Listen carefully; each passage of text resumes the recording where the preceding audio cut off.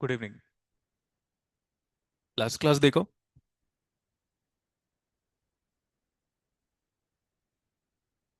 और बताओ क्या चल रहा था। इंडक्टेंस में कुछ डेरिवेशन कंप्लीट किया था कि वोल्टेज आया था क्या। वी एल के बारे में, अच्छा करंट भी आ गया था। तो इंडक्टर में हम इनिशियल करंट के बारे में डिस्कशन करते हैं और कैपेसिटर में इनिशियल वोल्टेज। ठीक है। अब आगे लिखो। Energy stored across inductor and capacitor.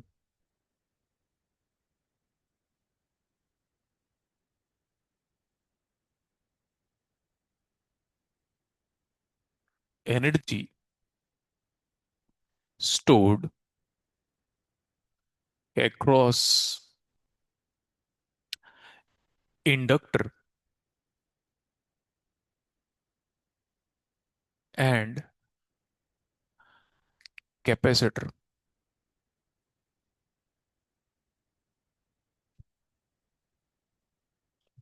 ये तो डायरेक्टली हो जाएगा, इसमें अनवांटेड टाइम ज्यादा देने का जरूरत नहीं है। इधर पे हम इंडक्टर लिख लेते हैं और उधर पे कैपेसिटर डील कर लेंगे। इंडक्टर का वोल्टेज बताओ। इंडक्टर के across voltage is given by V L is equal to कितना था, L into D I L by D T. Passive convention याद है। ठीक है। Plus I L is equal to 1/L integration, आपको पता होगा लिमिट माइनस इंफिनिटी टू आगे V L into D T. इतना सही है। पावर का फॉर्मूला बताओ। पावर, पार, पार का फॉर्मूला कितना आ जाएगा, वी एल इंटू, नहीं, पावर का फॉर्मूला क्या बोल रहे हो भाई, वी इंटू आर बोल रहे हो आप लोग।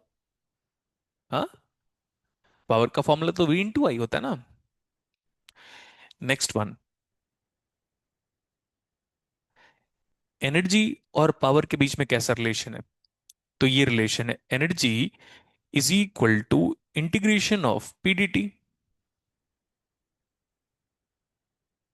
कितना है, पी डी टी। यही तो होता है। इसमें कंफ्यूज क्यों हो रहे हो आप लोग। पावर का फॉर्मूला कितना है, ई इक्वल टू बताओ integration of we L into, देखो डबल इंटीग्रेशन में कन्वर्ट करने से मैथमेटिकल कॉम्प्लेक्सिटी बढ़ेगा, इसलिए बेहतर ये है कि वी एल को हटाएं हम, है ना।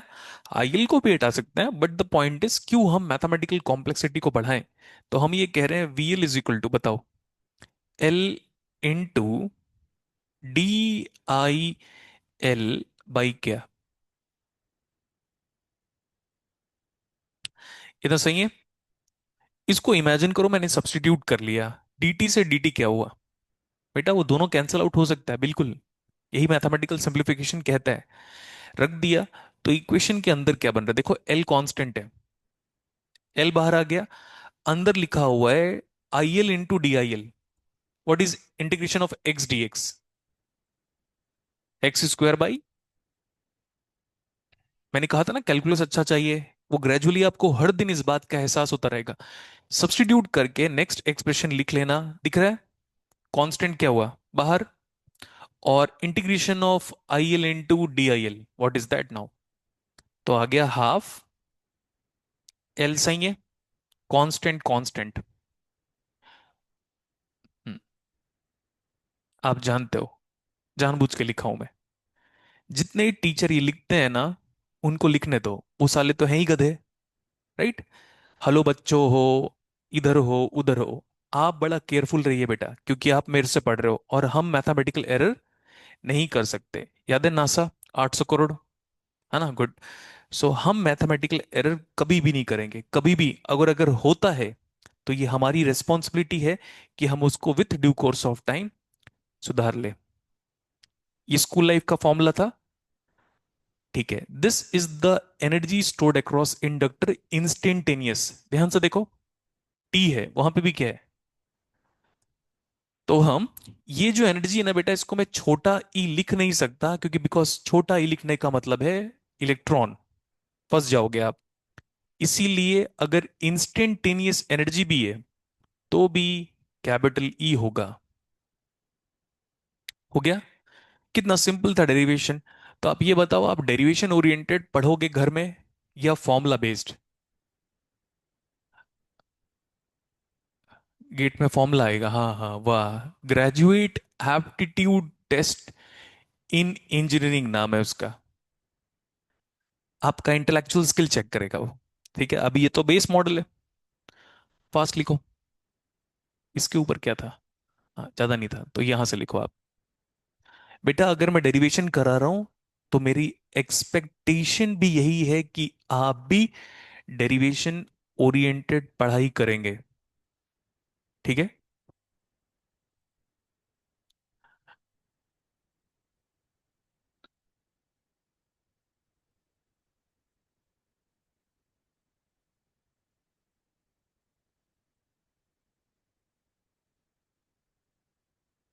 मैंने कितना समझाया लोगों को कि आप आओ बेटा क्लास, ऑनलाइन आओ या ऑफलाइन आओ। नहीं आया समझ में? बाद में आएगा जब देर हो जाएगा। पेरेंट्स ने कभी नहीं कहा है ऐसा। अभी नहीं समझ रहे हो, बाद में समझोगे हमारी बातों को। ऐसे कभी पेरेंट्स ने कहा है? नहीं? अच्छा, डेली कहा है? नहीं नहीं, ओकेजनली कहते हैं, डेली नहीं कहते हैं। तो आप भी बाद में समझोगे कि क्या खोया है आपने। So energy stored, or the instantaneous energy stored across inductor, is given by half L I square.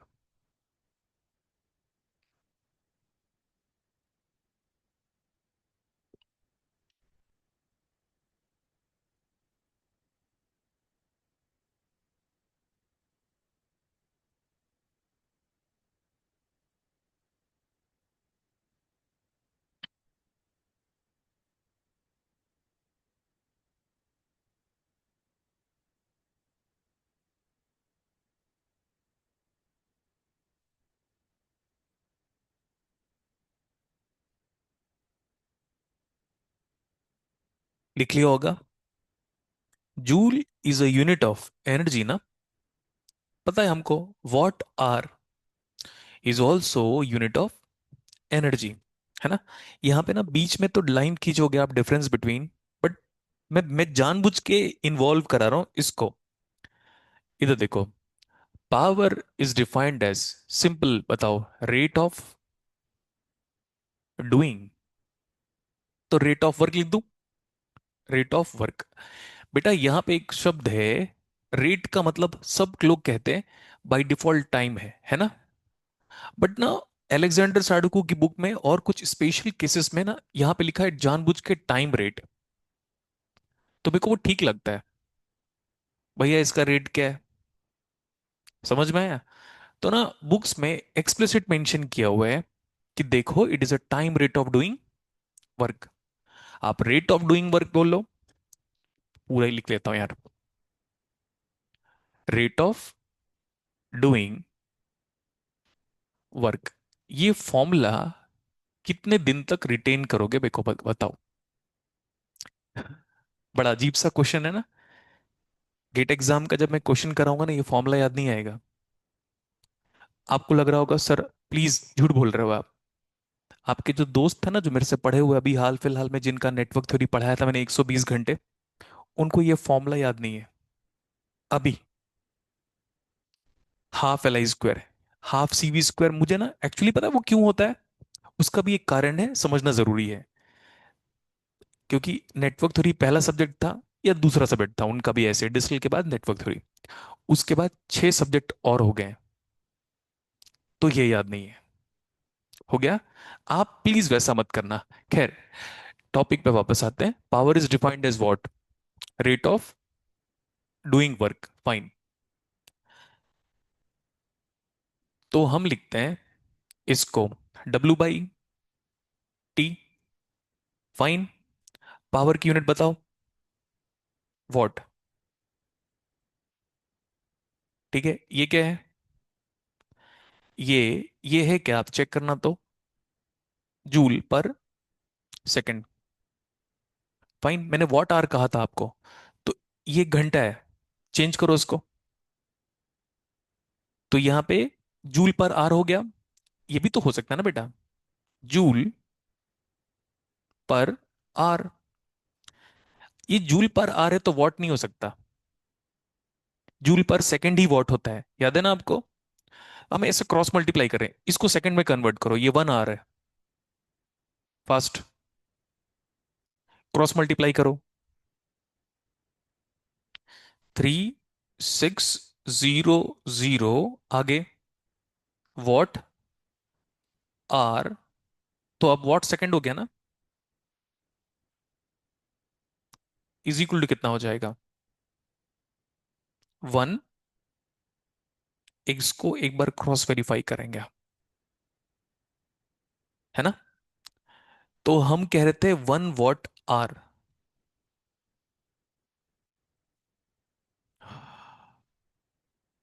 What is defined as joule per second.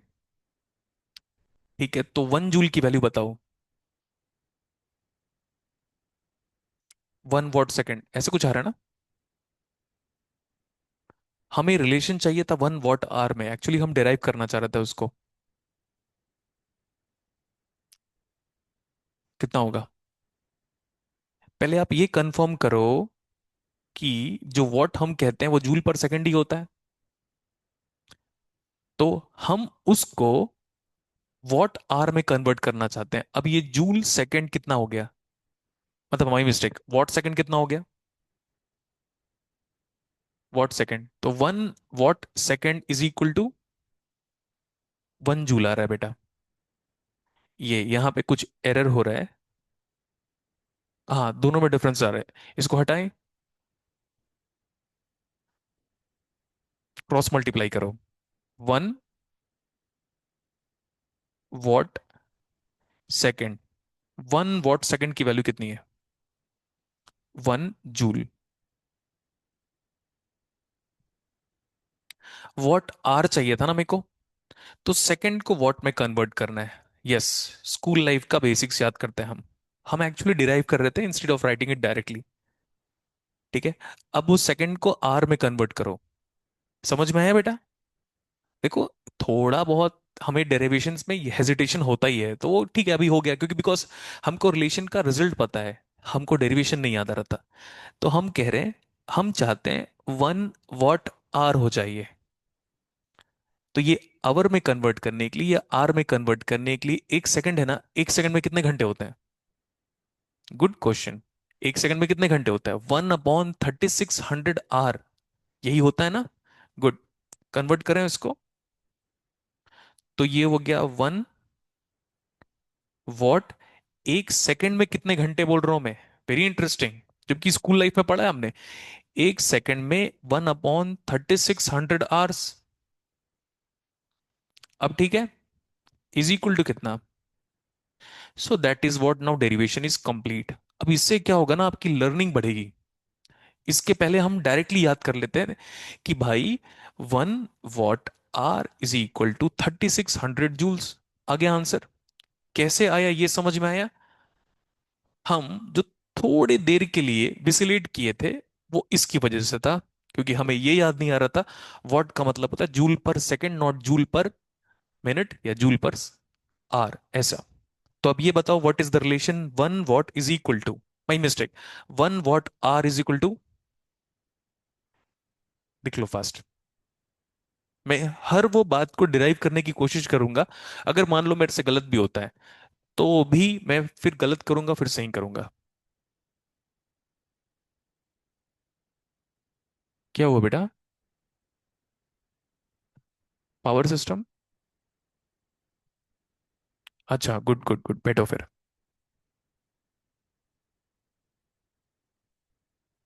ये अभी मैंने कुछ दिन पूछा था, शायद ये कल की बात है, मुझे लग रहा है कल या परसों की बात है। कोई था क्लास में रिप्लाई किया था बेटा?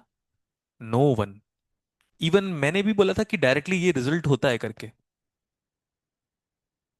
जहां पे भी हमें लगेगा ना कि कुछ मैथमेटिकल पार्ट है जो डिराइव कर लेते हैं, तो अच्छा रहेगा। तो 3.6 किलो जूल ना। आपके घर की रीडिंग भी शायद वॉट आवर में ही आती है। ठीक है, तो आपको पता चल गया कि कितना एनर्जी मीटर बोलते हैं ना उसको हम लोग।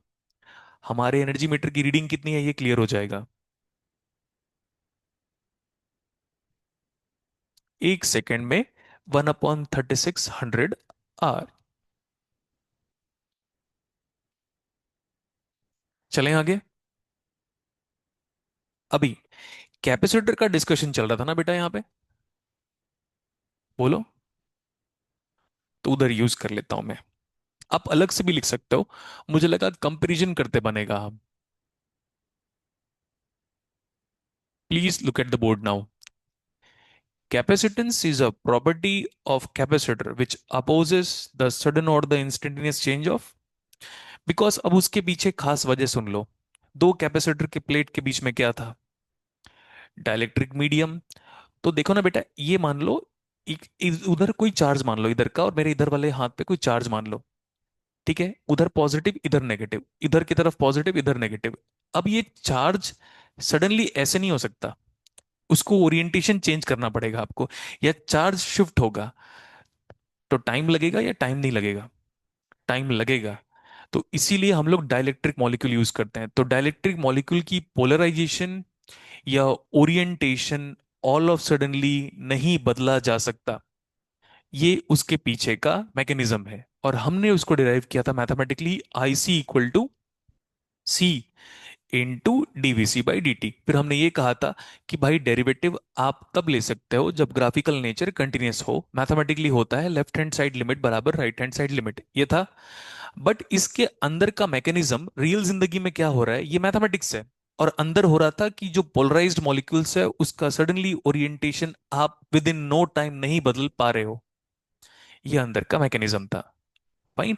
तो mathematically holds for the physical mechanism what is being done inside the capacitor in the sense regarding dielectric medium। आ जाओ बोर्ड पे देखो। आईसी बताओ कितना है? C into DVC by, next one VC equal to. हाँ, बोलो बेटा। VC equal to 1/c integration, जानते हैं ना हम, माइनस इंफिनिटी टू। ये इंटीग्रेशन है, ये एरिया इंटीग्रेशन है बेटा ये। हाँ, आईसी इंटू dt। सेम मैं ना यहां से स्टार्ट कर दे रहा हूं, अब ये तो दिख रहा है। मुझे एनर्जी का फॉर्मूला बताओ क्या होता है। Integration of P D T. P की वैल्यू क्या हम पुट कर सकते हैं? तो ये आ जाएगा हमारा P, मतलब पावर अक्रॉस द कैपेसिटर। तो वो होता तो सिंपल फॉर्मूला। पावर का एक ही फॉर्मूला है, V इंटू, उसके बाद सारा कुछ डिराइव्ड फॉर्मूला है। चाहे वो एस हो या पी हो या क्यू हो। In case of power analysis, power analysis एक सेपरेट चैप्टर है, उसको भी डिस्कशन करना है हमको। ठीक है। अब ये बताओ, वीसी की वैल्यू रखना पसंद करोगे या आईसी की? आईसी की, क्योंकि भाई कितना डबल इंटीग्रेशन लेकर आऊं, कॉम्प्लेक्सिटी क्यों बढ़ाना। अब वहां पे आप आईसी की वैल्यू रखो। What is IC equal to? C into DVC by dt। इतना क्लियर है? यहां रखो। इमेजिन करो हमने रख दिया, तो dt डिनोमिनेटर न्यूमरेटर क्या हुआ? कैंसल आउट हो गया। और c क्या हो गया? कांस्टेंट है, बाहर चला गया। अंदर आपको दिख रहा होगा इंटीग्रेशन ऑफ vc और ये dvc। तो क्या हम डायरेक्टली लिखें अब? So the instantaneous energy stored across capacitor is given by straightforward c। जानते हो ना? अब नहीं लिखेंगे हम, बार बार क्यों ट्रोल करें हम सीख गए ना। VC certainly a function of time square। Joules again. ठीक है। अब देखो, मैं सिर्फ याद करने का तरीका बता रहा हूं जो कि कंसेप्चुअली रॉन्ग है। Capacitance is a property of capacitor which opposes the sudden और द इंस्टेंटेनियस चेंज ऑफ। अगर कभी भूल गए तो यहां से याद कर लेना। और ये स्कूल लाइफ का formula, half C V square. कोई बच्चा ऐसे पॉसिबल है क्या E equal to M C square भूल जाए? कोई बच्चा ऐसा पॉसिबल है क्या F is equal to M into A भूल जाए? तो फिर आप ये नहीं भूलोगे वैसे ही, क्योंकि हमारे लिए भी वही है ये। और inductor oblique conductor opposes the sudden और the instantaneous change of current. Wait करना है आपको, क्योंकि लिखने का टाइम मैं दूंगा। बार बार लिखा रहा हूं, तो समझ जाओ आप।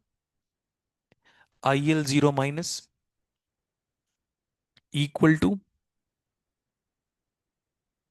Equal to I L zero plus.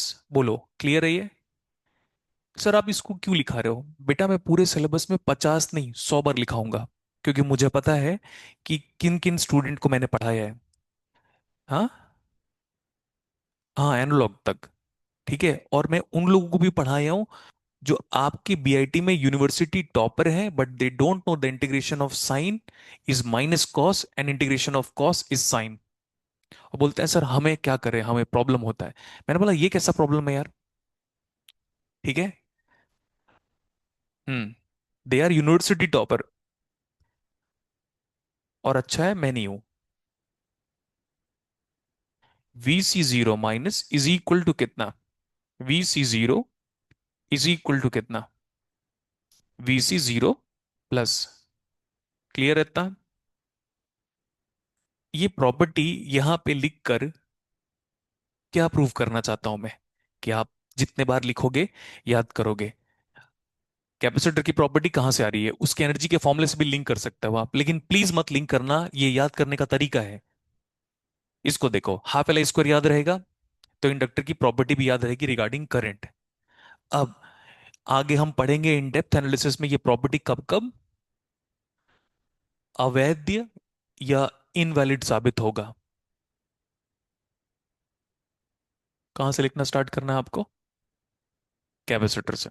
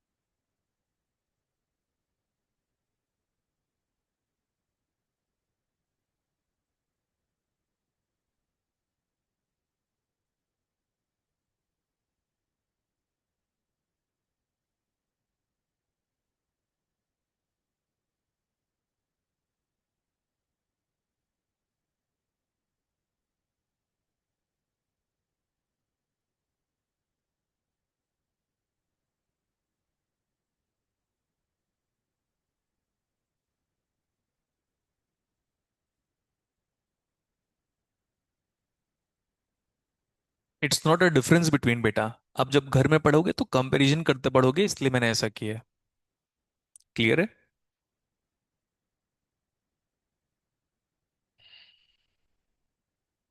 सीटी चल रहा है क्या आपका?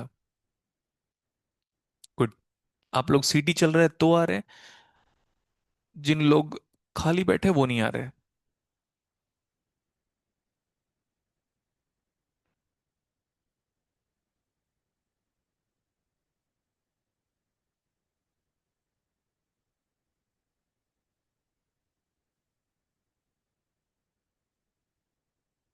इतना हो गया?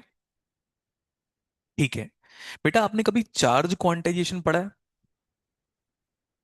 पढ़ा है 12th क्लास में। जैसे इमेजिन करो, मैं, ये हाइपोथेटिकल सिचुएशन है, एक बकेट है उसमें सारे चार्ज भरे हुए हैं। क्लियर है इतना? मैं अपना हाथ डाला, हाइपोथेटिकल सिचुएशन है ना, मुझे चार्ज क्वांटाइजेशन समझाना है। बेसिक है, एकदम बेसिक है, कुछ भी नहीं है उसमें।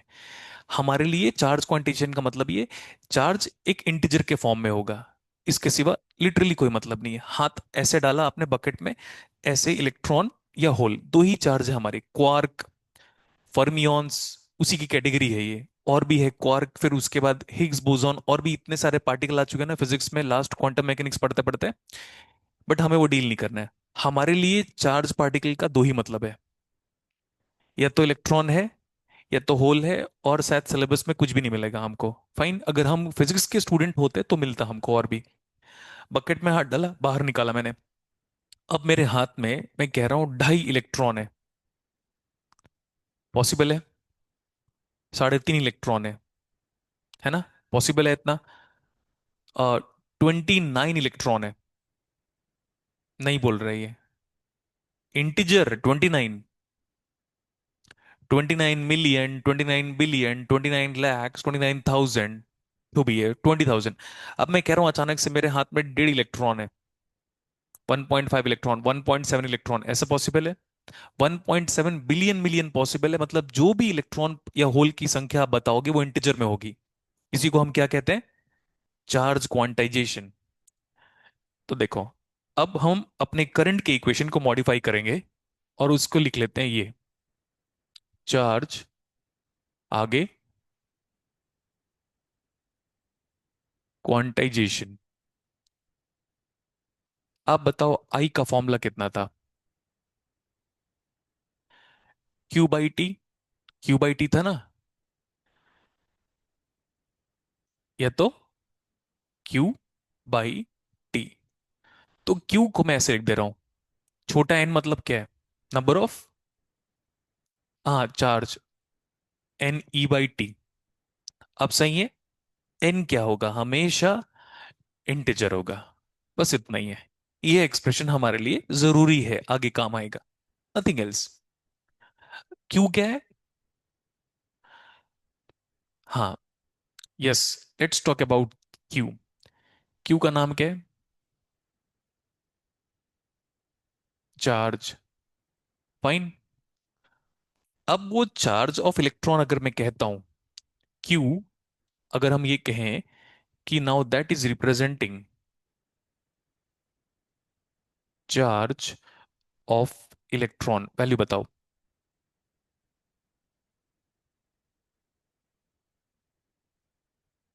हम्म?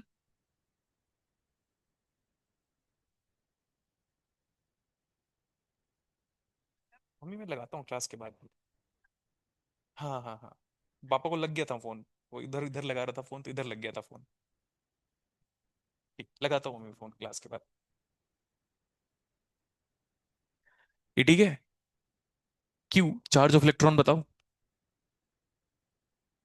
हाँ, सब लोग गलत कर रहे हैं, सब लोगों ने गलत किया है। पहली बार। माइनस कौन बोलेगा? इलेक्ट्रॉन का चार्ज है ना, तो नेगेटिव क्यों भूल जाते हैं हम लोग? हम सबको पता है कि चार्ज ऑफ इलेक्ट्रॉन क्या होगा।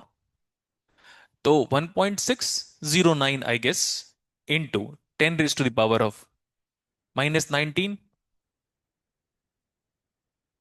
आगे पूरा बोलो। इनका पूरा नाम भूल गया, जानते हो ना फॉरेन ऑथर। ऐसे थोड़ी ना कि प्रेम मल्होत्रा नाम रहेगा, ऐसे तो ऐसे थोड़ी ना होता है ना भाई, वो गुलाम सर का पूरा नाम तो हमें भी याद नहीं है। तो चार्ज ऑफ इलेक्ट्रॉन बताओ। हाँ, तो अब ऐसा हो सकता है यहां पे जब हम क्यू लिखते हैं ना, एक्चुअली वो ये है। अब ये बताओ, एक इलेक्ट्रॉन है तब तो वो चार्ज है, बट अगर 20 इलेक्ट्रॉन है तो क्यू का मतलब समझ में आया? चार्ज ऑफ 1 इलेक्ट्रॉन जब लिख रहे हो तो वो स्टेटमेंट एकदम सही है। नहीं तो देखो आप, क्यू का वैल्यू कितना है? ठीक है, अगर 10 मिलियन इलेक्ट्रॉन हो गया, तो 10 million into -1.6 into 10 raised to the power of -19। Next, जब हम न्यूमेरिकल वैल्यू पुट करते हैं ना सेमीकंडक्टर फिजिक्स में बेटा, तो चार्ज ऑफ इलेक्ट्रॉन कभी हम पॉजिटिव पुट करेंगे और कभी हम नेगेटिव पुट करेंगे। Otherwise, we always used to substitute the charge of electron as a magnitude 1.6, क्योंकि हमारे डेरिवेशन पे हम चार्ज ऑफ इलेक्ट्रॉन को नेगेटिव लेकर ही डिराइव करते हैं। मैं आपको आने वाले टाइम पे बता दूंगा, क्लियर इतना। अभी आप ये बताओ क्यू और ई में क्या अंतर है। क्यू चार्ज है, ई क्या है। हाँ, तो क्यू का मतलब है 5 इलेक्ट्रॉन का चार्ज, 50 इलेक्ट्रॉन का चार्ज, 10 इलेक्ट्रॉन का चार्ज, ऐसे मिलियन बिलियन इलेक्ट्रॉन का चार्ज। तो क्यू टोटल चार्ज है, ठीक है। इलेक्ट्रॉन की संख्या और बढ़ाने और घटाने से क्यू क्या होगा, इफेक्ट होगा। तो क्यू की वैल्यू देखो क्या लिखा हुआ है। फाइन। अब आपको लग रहा होगा सर क्या बता रहे हो आप, टाइम पास कर रहे हो। अगर एग्जाम पे ये आ गया ना बेटा, 1 एम्पियर के करंट में कितने इलेक्ट्रॉन है, fill in the blank into 10 raise to the power of minus of X, some value लिख देगा into 10 raise to the power of minus of X या plus of X, and now determine X. तब आप समझ में आएगा कि ये इंपॉर्टेंट एक्सप्रेशन कैसा है। किसी भी एक्सप्रेशन को अंडर एस्टिमेट नहीं करना है, चाहे वो F is equal to M into A ही क्यों ना हो। हाँ, अभी इस न्यूमेरिकल से एडवांटेज क्या पता है, एक्चुअली हम ये निकालना चाहते हैं कि 1 एम्पियर का करंट मुझे फ्लो कराना है तो कितने इलेक्ट्रॉन की जरूरत पड़ेगी। अब समझ में आया न्यूमेरिकल, इसलिए करा रहा था मैं। तो ये आ गया 1 एम्पियर। बोलो तो जरा, 1 ampere is equal to number of electron is the value which we are need of determining, और determine N what is electron value. वो तो नंबर निकाल रहा हूं, तो नंबर नेगेटिव तो नहीं आएगा ना यहाँ पे। एग्जैक्टली तो देखो, थोड़ी देर पहले मैंने क्या बोला था, when we use to substitute the value of electron in the given formula, तो हम पॉजिटिव पुट करते हैं, मैग्नीट्यूड लेकर रखते हैं। अभी बोला था ना मैंने। सो इनटू 1.609, छोड़ो काफी है उतना, into 10 raise to the power of -19। भाई हम सबको पता है नीचे क्या आएगा, टाइम, टाइम एसआई यूनिट। तो 1, कैसा लगा न्यूमेरिकल। 1 एम्पियर के करंट में फ्लो कराने के लिए कितने इलेक्ट्रॉन चाहिए, आ गया समझ में। तो कितना आएगा, मैंने कहा था ना साइंटिफिक कैलकुलेटर बेटा, 6.25 into, yes, 10 to the power of 19। कैसे, 1.6 से डिवाइड करोगे, 10 टू द पावर ऑफ 19 ऊपर जाएगा, वो 1/1.6 है। 1/1.6 है बेटा। तो 6.25 कैसे आएगा, अगर आएगा तो यहाँ का एक 10 लेना पड़ेगा आपको, 10 टू द पावर ऑफ 18 में कन्वर्ट होगा फिर। कैसा कैलकुलेशन है यार।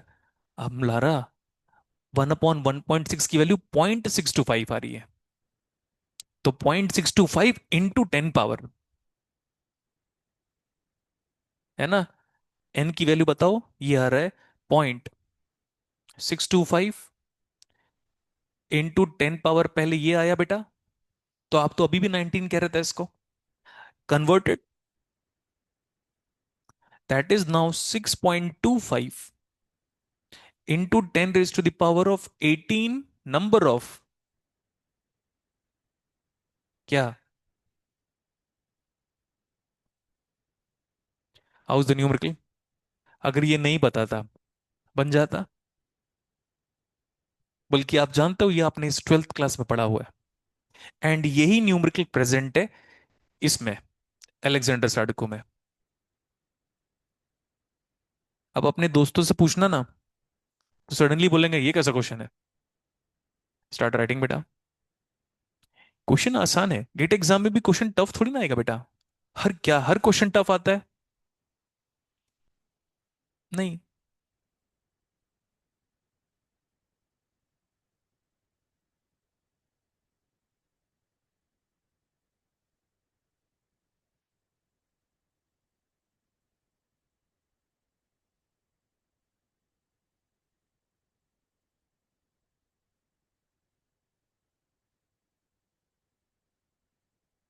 1.602 होता है बेटा, मैंने 609 लिखा है ना। 1.602 होता है, 9 मत लिखना यहाँ पे। 1.60 कितना होता है, 2, 3 डेसिमल प्लेस तक लिखा है, 1.6।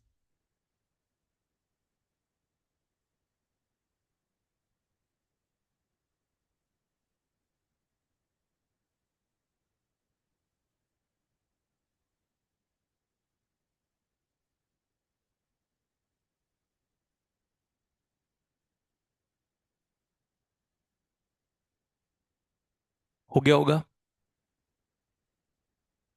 ठीक है, चलो हम एक क्वेश्चन लिखते हैं। कैलकुलेट, फास्ट लिखो। Calculate the amount of charge present in, calculate the amount of the charge present in 6 million proton, 6 million. Calculate the amount of the charge present in 6 million proton. अब बस 6 million बताना है आपको, क्योंकि हम India में, हम बचपन से, आप जानते हो, हमने बिलियन और मिलियन पे कम ध्यान दिया है। वंस, टेंस, 100,000, 10,000, लाख, 10 लाख, करोड़, 10 करोड़, ऐसे करते थे हम लोग। नहीं, अब वो मेरे को बताओ आप भी। मिलियन मतलब कितना होता है? 10 लाख बराबर, तो 1 × 10⁵ क्या होता है? ये 1 लाख होता है। और 10 लाख करना है तो 1 × 10⁻⁶ क्या होता है? 1 m। ये क्या बोल रहा है? 6 मिलियन। तो लेट्स टॉक अबाउट 6 मिलियन की वैल्यू। 6 × 10⁻⁶। तो ये 6 मिलियन प्रोटॉन कह रहा है ना। तो 6 मिलियन प्रोटॉन का मतलब है 6 × 10⁻⁶ आगे प्रोटॉन। प्रोटॉन का चार्ज कितना होता है? Same as electron but positively charge. तो आप क्या निकाल रहे हो? आप क्यू ही तो निकाल रहे हो ना बेटा। बोर्ड पे देखो एक बार। आप क्यू ही निकाल रहे हो। Now Q is equal to N.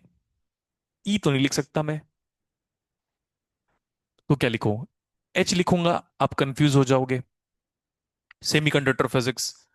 तो मेरे पास पी लिखने के सिवा और कोई ऑप्शन नहीं बचा। ठीक है। एच मतलब होल, पॉजिटिवली चार्ज, वो यूज कर रहा था। ई मतलब electron, negatively charge. Let's talk about answer. Put the value. Q is the net charge बोला था मैंने थोड़ी देर पहले। क्यू इज नेट चार्ज या total charge. Total charge multiply कर सकते हो। पीबी कितना होता है? Fast. Same, it is a positively charge electron is called as proton. ऐसे कहना नहीं चाहिए बट ठीक है। Oppositely charge electron is called as proton. 1.6 × 10⁻⁻⁹ इधर देखो, ये इंटीजर मल्टीप्लाइड करोगे तो यूनिट चेंज होगा या नहीं चेंज होगा? नहीं चेंज होगा। तो बस मल्टीप्लाई कर लो, आंसर बताओ। 9.612 × 10⁻⁻13 कैपिटल सी। हो गया। साइंटिफिक कैलकुलेटर चाहिए बेटा। अगर मैं किसी बात को कह रहा हूं तो ध्यान रखना, मेरा एक्सपीरियंस काम कर रहा है उस केस में। Can we talk about the next question? हो गया। नेक्स्ट क्वेश्चन लिखो।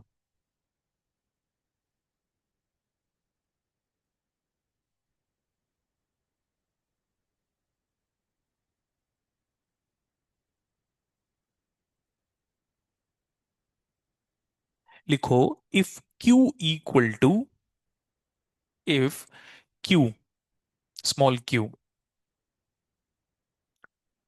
If Q equal to 10 - 10 e raised to the power of -2, 10 - 10 into e raised to the power of minus of 2t। ठीक है।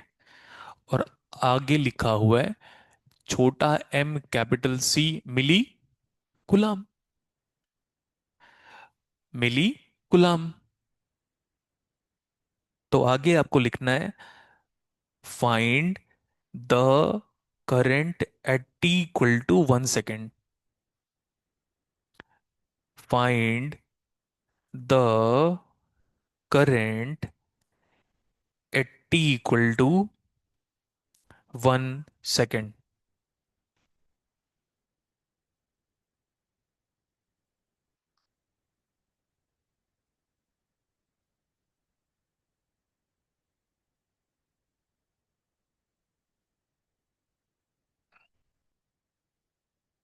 स्टार्ट करो बेटा।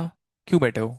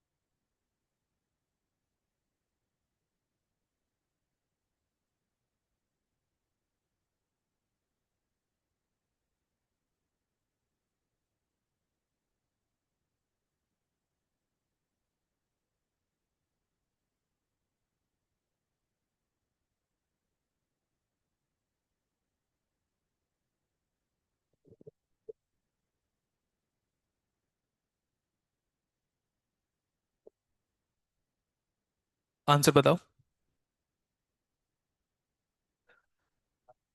हाँ, तो मिली एम्पियर में बताओ। 2.707 चलेगा इतना? 2.707 मिली। कितना करना था? सिर्फ फॉर्मूला क्या था? I is equal to. अरे बताओ ना भाई। हो गया, अपना कर लिया होगा आपने। ठीक है, आगे देखो। हमें किसी न्यूमेरिकल में जितना भी सीखने को मिल जाए हम सीखेंगे। क्लियर इतना? ये मानकर चलता हूं कि ये पॉजिटिव टाइम का ही करंट है, क्योंकि ये समझ में नहीं आ रहा है कि एक्सप्रेशन किसके लिए वैलिड है, टाइम एक्सिस में पॉजिटिव के लिए या टाइम एक्सिस में नेगेटिव के लिए। इतना सही है? Please look at the board.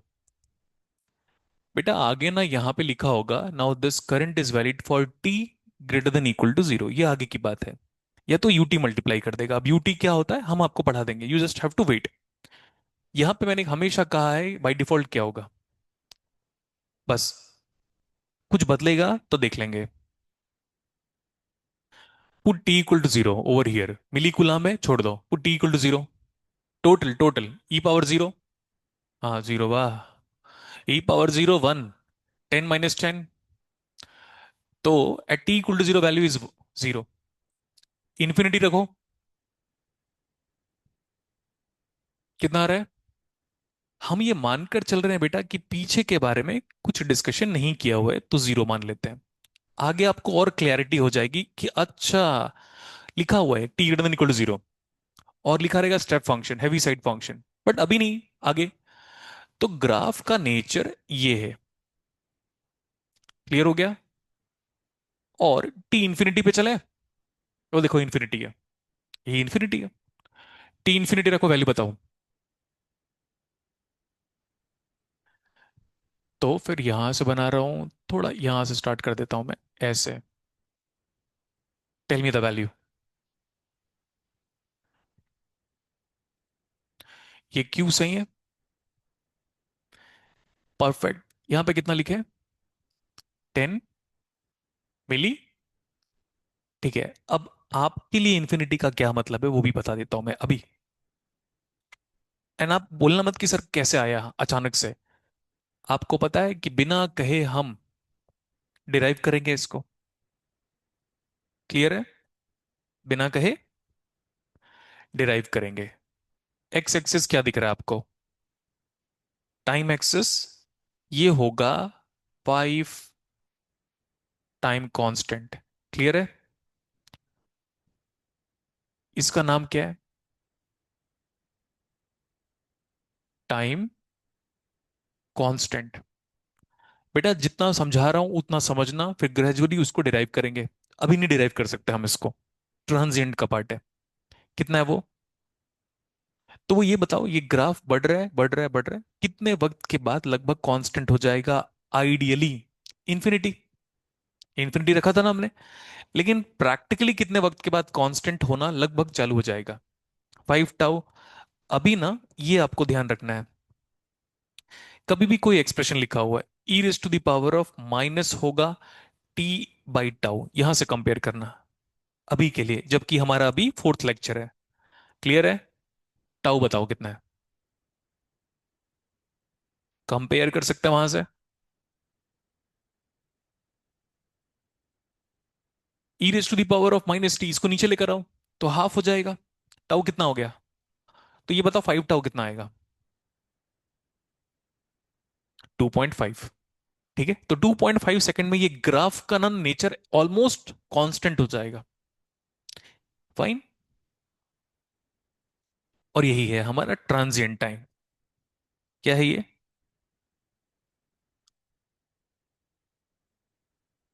क्या है ये? Transient part.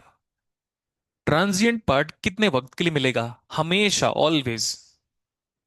कितने वक्त के लिए मिलेगा? 5 टाउ। टाउ कैसे निकालोगे? हमेशा E raise to the power of minus of T by, एक एक एक चीज का डेरिवेशन मिलेगा आपको सिलेबस में। फाइन। अब आपने क्या निकाला? करंट। करंट का इक्वेशन क्या कहा था आपने? I equal to D Q by, बोलो बेटा, डी टी। हो गया? डिफरेंशिएट कर सकते हो। ग्राफ देखो, कंटिन्यूअस, और कंटिन्यूअस ग्राफ है इसीलिए डेरिवेटिव ले सकते हैं। अगर ग्राफ कंटिन्यूअस नहीं होता तो हम डेरिवेटिव नहीं लेते हैं। तो भी हम डेरिवेटिव लेंगे, लेकिन ये आगे का पार्ट है, सिग्नल सिस्टम में बताएंगे। डिसकंटिन्यूअस फंक्शन का भी डेरिवेटिव डायरेक्ट डेल्टा फंक्शन के फॉर्म में आएगा, लेकिन अभी तो नहीं है। अभी ये बताओ कि ग्राफ कंटिन्यूअस है या डिसकंटिन्यूअस? गुड। तो बताओ करंट कितना आएगा? इसका डेरिवेटिव -10 का -10 ही हो गया। ई पावर ऑफ माइनस ऑफ, अब चेन रूल बोलते थे हम इसको। अब 2t का डेरिवेटिव विथ नेगेटिव साइन, -2। बताओ कितना आया? 20 into E raise to the power of -2t। Graph बनाए। ये जब ये एक्सप्रेशन पॉजिटिव टाइम के लिए है तो आंसर भी क्या है? पॉजिटिव टाइम के लिए है, नेगेटिव टाइम के लिए थोड़ी ना आएगा। ग्राफ बनाए बेटा, आप सबको टाइम दिया जाएगा, आप बस बोर्ड पे देखो। Put T zero. Negative time भूल जाओ, पॉजिटिव टाइम पे फोकस करते हैं। Put time T equal to 0। Put time T infinity.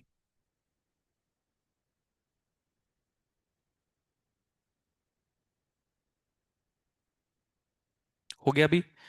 आपको इस बात का ध्यान रखना है कि उसी डॉटेड लाइन के बाद जाके वो जीरो को टच करना चाहिए। थोड़ा बहुत एरर होगा, चल जाएगा बेटा, क्योंकि nobody can plot the graph accurately. Put time T 0। 20 सही है इतना?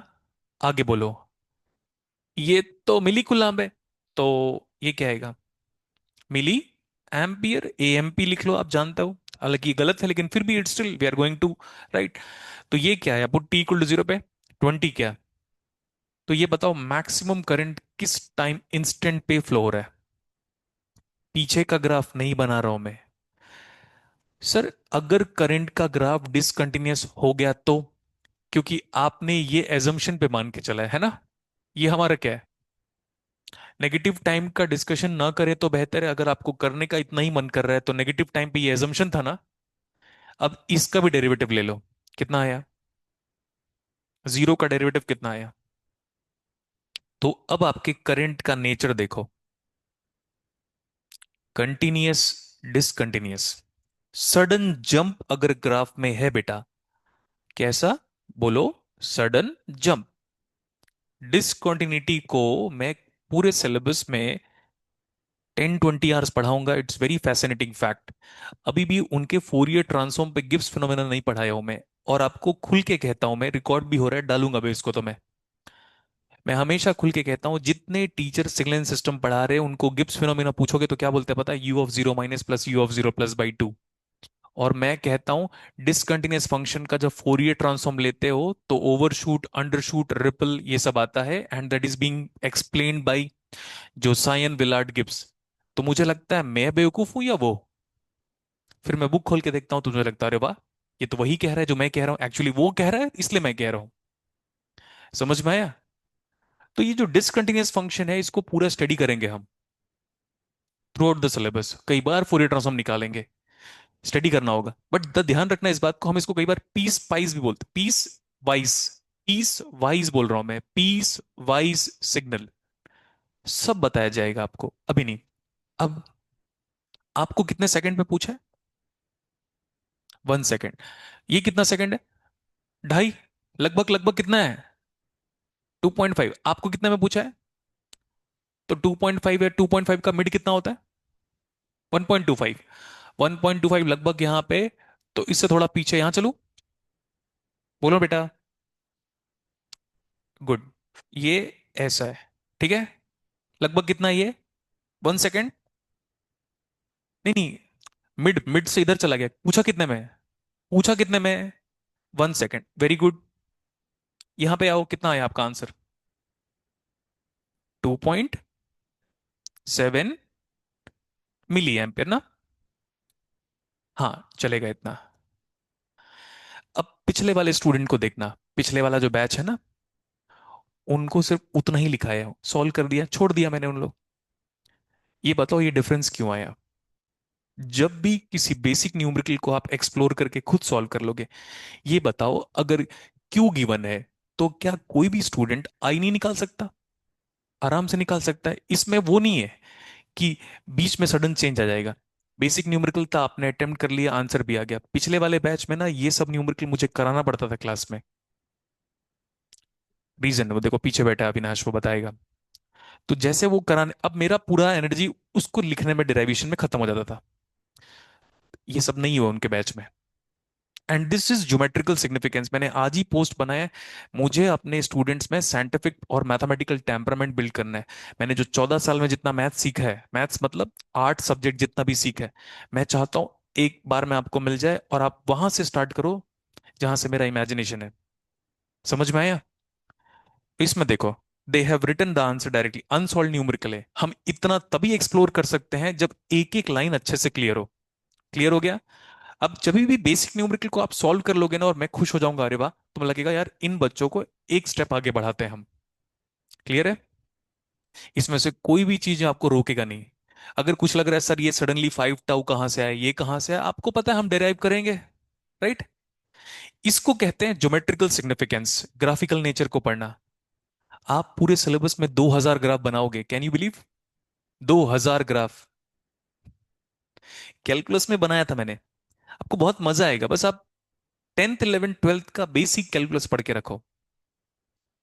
ठीक है? सिग्नल सिस्टम में हम क्या कर रहे हैं बेटा? कुछ भी नहीं करते हम, क्वेश्चन खुद ही बन जाता है। मैं भी एकदम लाइटली एकदम लेता रहता हूं कि आओ दो कोई भी न्यूमेरिकल हम। मैक्सिमम क्या होगा, नहीं बनेगा। पूरा का पूरा कैलकुलस है। ठीक है? चलिए लिखिए इसको, फास्ट बनाइए। एड ऑन लिखो। एड ऑन करके लिख लेना। और क्या एड ऑन है? किसी भी बैच में मैं सिलेबस आइडेंटिकल डिलीवर नहीं करूंगा। कल की तारीख में नया नेटवर्क थ्योरी स्टार्ट होगा, नए बैच में। Again they will be finding something different.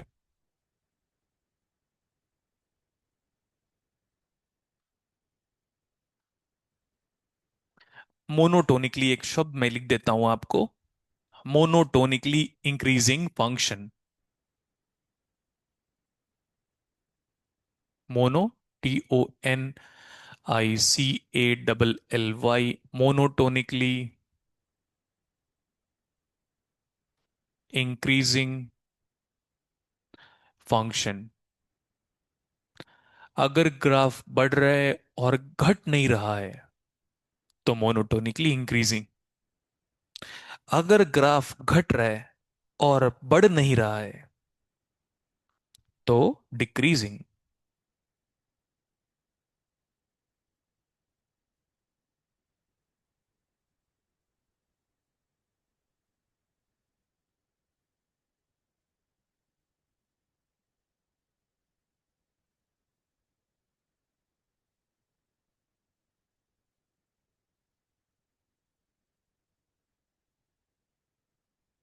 Clear रहता? हाँ, स्टेडी स्टेट है बेटा, ट्रांजिएंट खत्म होने के बाद कांस्टेंट नेचर को हम कहेंगे स्टेडी स्टेट।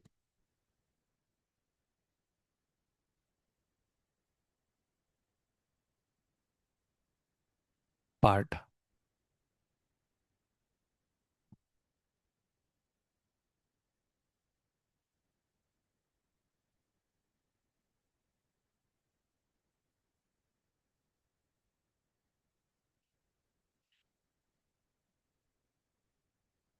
सीटी कब खत्म हो रहा है आप सबका? 31st। न्यू ईयर नहीं मनाना है, मैं पहले बता दे रहा हूँ। इट्स हाँ, गुड। कौन मनाता है? नहीं मनाना है आपको? वाह, क्या कंसेप्ट है, मतलब क्या सोच है हमारी।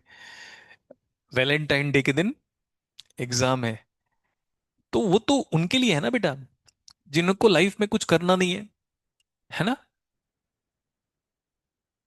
आप सबको पता है इंपॉर्टेंट चीज क्या है? Stability. We are fighting for it.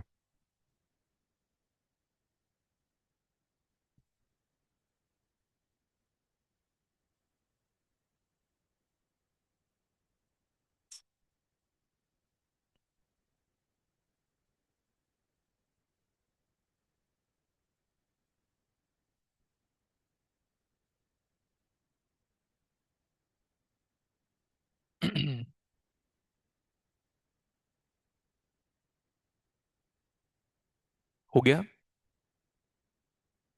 Highlighter लेकर आना बेटा आपको। मैं क्लास में ना किसी भी टाइप का अनवांटेड न्यूमेरिकल नहीं कराऊंगा। मैं वही सारे न्यूमेरिकल कराऊंगा जिनका इंटेलेक्चुअल लेवल बहुत स्ट्रांग है। हो गया? ओके। ये वाला रिवर्स न्यूमेरिकल एक बार हम कर लेते हैं। एंड मेरे पढ़ाने के बाद वर्ल्ड का कोई भी नेटवर्क थ्योरी का book, like wise same signal system, control system, कोई भी आप बुक पढ़ पाओगे, क्योंकि आप मैथमेटिकली साउंड हो चुके होगे। अगर इस लेवल का थिंकिंग स्किल है तो फिर प्रॉब्लम कहाँ जाएगा? First, next one, determine the total charge entering a terminal. Determine the total charge entering a terminal between.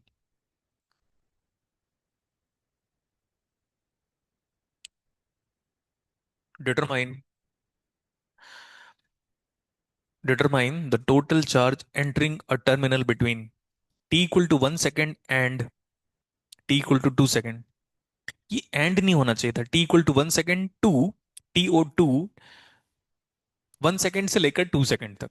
अब ठीक है, तो इसमें लिखा हुआ t equal to 1 second and लिखा है ना, तो इसलिए मुझे लगा अजीब। If the current passing the terminal is, if the current passing the terminal is, it's given by 3t square minus t, current का यूनिट एम्पियर। ठीक है, तो इट्स गिवन इन एम्पियर। हम एम्पियर को छोटा नहीं लिख रहे हैं बेटा, फिजिसिस्ट का नाम है, सिंपल न्यूमेरिकल है। क्या गिवन है? आपको क्या निकालना है? ठीक है। अब वो चार्ज कांस्टेंट आएगा। ठीक है। और अगर आपको लग रहा है सर मैं ये लिखना चाहता हूं, कोई प्रॉब्लम नहीं है। It it will be a function of time, मैं मान के चल रहा हूं। लेट्स सपोज सर आपने तो कहा था ये लिखना है इंस्टेंटेनियस चार्ज। चार्ज की वैल्यू बताओ करंट के फॉर्म में। मैंने कल ही पढ़ाया था area of velocity time graph, है ना? हम इलेक्ट्रॉनिक्स पढ़ रहे हैं but still we are talking about class 10th। Area of velocity time graph कितना था? 1 बोल रही है। अरे डिस्टेंस डिस्प्लेसमेंट कुछ कहो। Now area of current time graph is what? कहां से कहां तक बोल रहा है? 1 सेकेंड से लेकर 2 सेकेंड तक। आई इंटू फंक्शन ऑफ टाइम। ये सही है क्या इतना? आगे बताओ। 1 से 2। क्या है ये? हाँ, वैल्यू बताओ। 3t² -t। कैलकुलस याद है? मैं कितने दिन से कह रहा था आपको, जब मैं हैदराबाद जाता भी था।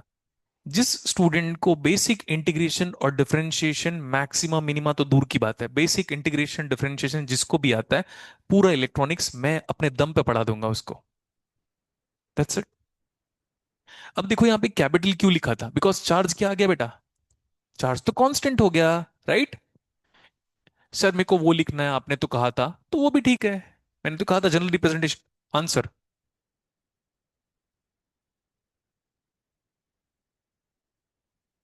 मैं मजाक नहीं कर रहा हूं, इससे काफी आसान न्यूमेरिकल गेट इलेक्ट्रॉनिक्स और इलेक्ट्रिकल में है, नहीं बना पा रहे हम लोग। आंसर बताएं।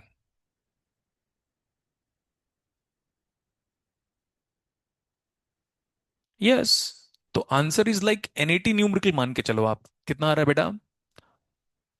5.5। आगे बताओ। अब एग्जाम में क्या कर देगा पता है? फिल इन द ब्लैंक देखना ना, और ये कर देगा। और आप क्या फिल करके आओगे? ये 5.5। गलतियां करने से बचना है आपको। यूनिट देख लेना कि क्या गिवन है। हमारा आंसर कितना आ रहा है? Convert that into milli coulomb, into 1000 कर लो आंसर में। तो 5500। देखा? उन लोग गलत ऐसे ही कराते हैं। उन लोग मतलब रेस्पेक्टेड सर लोग। एंड मैं रेस्पेक्टेड सर लोग की बात कर रहा हूं, वो नहीं की, है ना? हेल हो बच्चों, है ना? वैसा नहीं। उसके लिए तो नाचने गाने की एलिजिबिलिटी चाहिए ना। क्लियर हो गया इतना? चलिए आगे चलते हैं हम लोग। आगे लिखो। चार्ज के बारे में आइडिया हो गया। हम जो करंट के बारे में बात कर रहे हैं ये है कन्वेंशनल करंट। न्यूमेरिकल सॉल्व किया, ठीक लगा? हम और करेंगे न्यूमेरिकल। एक मुझे ना वो बताना है, रेडियन का टाइम से रिलेशन है, उसको आगे गलत करते हैं हम लोग, तो उसको हम लोग रेक्टिफाई कर लेंगे। But let's talk about Kirchhoff's law. Fresh page लो।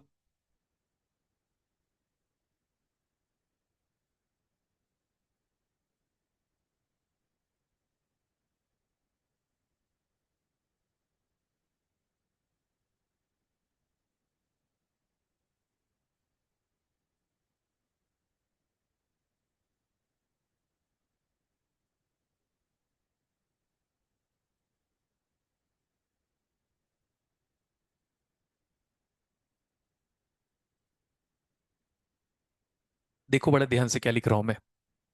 पहले बोर्ड पे देखो बेटा।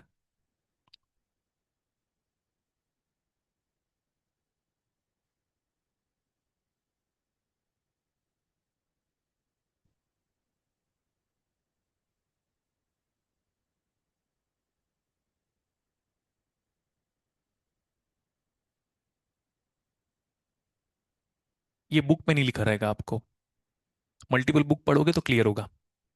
बुक्स में कई बार स्टोरी गिवन है, एलेक्जेंडर सड़क में बीच बीच में स्टोरी गिवन है। बट ये इस बुक में भी नहीं है। क्या कह रहा है पता है?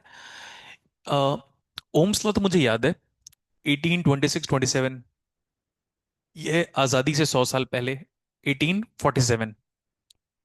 जर्मन जर्मन इनका याद नहीं है। James Clerk Maxwell. मेरे को ना एक बीच में एक वो हो गया था कि नहीं, सारे फिजिसिस्ट का नाम, पूरा नाम याद करेंगे। डेट ऑफ बर्थ याद करेंगे, लेकिन बहुत मुश्किल है बेटा। फिर लगा फोकस कर लेते हैं मैथमेटिक्स में। बहुत अजीब नाम है ना, ऐसा थोड़ी कि रोहित शर्मा, ऐसे थोड़ी नाम होता है। ठीक है भाई, बहुत टफ हो जाता है। तो George Simon Ohm's, James Clerk Maxwell, तो ना दोनों का सहयोग, हाँ ये वाला सेंटेंस सही है, दोनों के सहयोग और हेल्प से गुस्तव रॉबर्ट किरचॉफ्स ने किरचॉफ्स लॉ बनाया ऑफ करंट इलेक्ट्रिसिटी। तो किरचॉफ्स लॉ, ऑब्वियसली हम किरचॉफ्स लॉ पढ़ रहे हैं, तो किरचॉफ्स लॉ आपको पता है स्टीरियो केमिस्ट्री में है, स्पेक्ट्रम का कुछ फाइंड आउट करते हैं, क्योंकि वो केमिस्ट्री का पार्ट है। कुछ याद नहीं है मेरे को, ब्लैंक केमिस्ट्री में, आप भी, है ना। लेकिन अंडर एस्टिमेट मत करना केमिस्ट्री को, एक दो है का दो बोले लाल पीला मिलाओ नीला निकल आएगा, ये केमिस्ट्री है। भाई केमिस्ट्री की यूटिलिटी कब समझ में आती पता है, जब आपको फीवर है और केमिस्ट की दुकान में, रॉन्ग स्टेटमेंट, मेडिकल में या फार्मासिस्ट की दुकान में आप बोलते हो भैया डोलो दे दो या पैरासीटामोल दे दो, तो किसने बनाया उसको। ठीक है, दवाई खाते हैं ना, ऐसा तो कोई बच्चा नहीं है क्लास में या कोई भी इंसान नहीं होगा जिसने दवाई नहीं खाया, exception is a different thing. तो दवाई खाए हो ना, किसने बनाया, बाबा रामदेव ने। तो केमिस्ट ने बनाया ना, तो उनको कुछ मत बोला करो बेटा, उनका सब्जेक्ट ना मैंने देखा है ना, हमें नहीं आया था समझ में, क्योंकि हम ठहरे साइंस बैकग्राउंड में और ज्यादा चले गए, फिजिक्स में और ज्यादा चले गए, उसका भी भाई इंजीनियरिंग में, हमें केमिस्ट्री से कोई लेना देना नहीं था। ठीक है, लेकिन क्या उसको हम डिस्कार्ड कर देंगे, ठीक है, हम किसी भी को डिस्कार्ड नहीं करेंगे। आ, तो ड्रगिस्ट की दुकान में या फार्मासिस्ट की दुकान में जब आप जाते हो ना, तो क्योंकि उसने केमिस्ट्री में पढ़ाई लिखाई की है, इसलिए वो आपको दवाई दे रहा है, तो ठीक हो पा रहे हो आप। सही है इतना। और ना दम नहीं है हमारे पास केमिस्ट्री पढ़ने का, ये रियलिटी है, क्योंकि उसमें सेट ऑफ रूल्स को फॉलो नहीं करना होता। अब आपके पूरे सिलेबस में किरचॉफ्स लॉ से पूरा एनालॉग इलेक्ट्रॉनिक्स सॉल्व हो जाएगा, पूरा नेटवर्क थ्योरी सॉल्व हो जाएगा, सिग्नल सिस्टम में कई जगह पे काम आएगा। अब आप सोचो हर अल्टरनेट स्टेप में कंसेप्ट बदले, ये केमिस्ट्री है, ऑर्गेनिक, इनऑर्गेनिक, फिजिकल केमिस्ट्री। तो रेस्पेक्ट, मैं तो केमिस्ट्री वालों को बहुत रेस्पेक्ट करता हूँ, क्योंकि हमें पता है हम तो एक लाइन ही लिख पाएंगे। समझ में आया। सबको पता है पॉली एक्सक्लूजन लॉ क्या है, याद रहेगा क्योंकि वो फिजिक्स का पार्ट था। लेकिन अचानक से आपको ऑर्थो मेटा पैरा पोजीशन पे रेजोनेंस के बारे में डिस्कशन करेगा तो हवा निकल जाएगी हमारी। सही है इतना। हाँ, let's come back to the point now. Ohm's law और मैक्सवेल इक्वेशन को ऐड करोगे तब किरचॉफ्स ने क्या बनाया। हाँ, ऑफ, किरचॉफ्स लॉ ऑफ पूरा नाम है करंट इलेक्ट्रिसिटी। करंट, बोलो, ध्यान रखना है, Kirchhoff's law of current.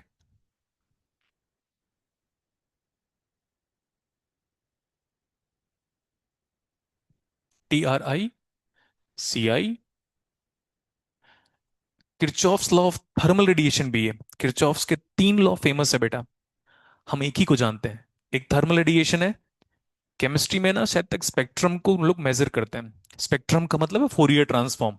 Again, in spectrum generate कर रहा है, थिक स्पेक्ट्रम जनरेट कर रहा है, वो स्टडी करते हैं उन लोग, सोचो। फाइन।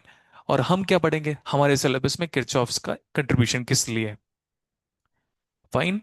अब याद रख लेना, we have to give him respect, otherwise network theory subject ही नहीं होता, तो ना पावर सिस्टम होता, ना पावर इलेक्ट्रॉनिक्स होता, और क्या होता, ना सेमीकंडक्टर फिजिक्स में भी होता, उसके वहां पे भी अप्लाई करते हैं हम लोग। माई मिस्टेक, मतलब उतने डेप्थ में नहीं करते हम लोग, लेकिन KCL KVL की वजह से सब्जेक्ट, किस किस मतलब कौन कौन से सब्जेक्ट है जिनका स्टैंडर्ड मेंटेन है, ये है एनालॉग।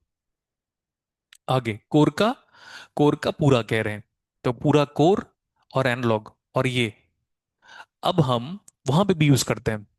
हमने AM FM PM सुना है, analogue modulation, phase modulation, frequency modulation, तो उनके डी मॉड्यूलेशन में सर्किट यूज होता है, वहां पे भी काम आता है। तो बिना नेटवर्क थ्योरी के कुछ भी हैंडल नहीं कर पाएंगे, इसलिए मुझे लगा डिस्टल के खत्म होने के बाद क्या स्टार्ट करेंगे, नेटवर्क थ्योरी।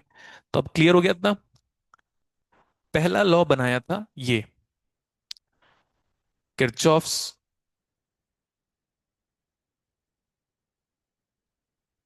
आगे बोलो, करंट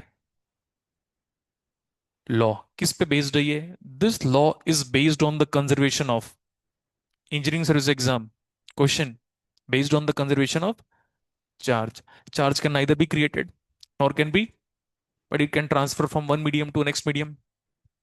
यहां तक तो ठीक है, बट व्हाट इज चार्ज?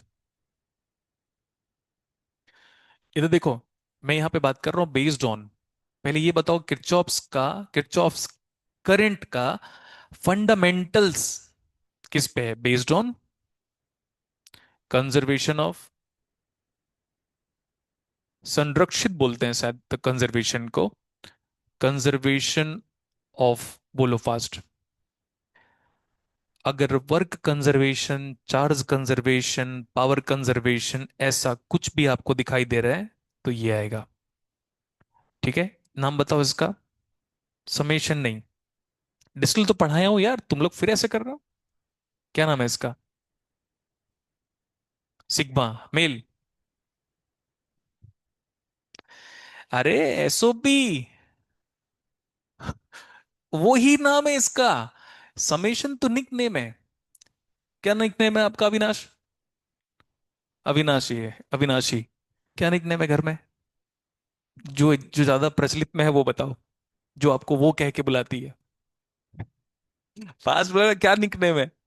हाँ, गुल्लू, गुन्नू, अच्छा। इसका निक नेम बताओ। आप ऐसो भी बोल रहे हैं अब। अरे सिग्मा या summation, what is the technical name? SOP. पढ़ाया था डिस्टिल, भूल गए यार आप लोग। देखा, अभी उन लोग भूल जाएंगे half C V square. Proof हुआ। तो एन इज इक्वल टू कितना? 1 to आयोटा। इसका नाम बताओ। कंट्रोल वेरिएबल है बेटा, ये कंट्रोल कर रहा हूं समेशन को, कहां से कहां तक जाएगा करके। आगे है क्यू आई इक्वल टू, जब भी हम कंजर्वेशन कहेंगे ये चीज फिक्स होगी। अगर मैं कहूंगा पावर कंजर्वेशन, तो algebraic sum of power is equal to 0। जब भी मैं कहूंगा चार्ज कंजर्वेशन, तो algebraic sum, algebraic sum of, बोलो, चार्ज। जब भी आप कहोगे कंजर्वेशन, इस बात का ध्यान रखना, हमेशा नहीं बदलेगा।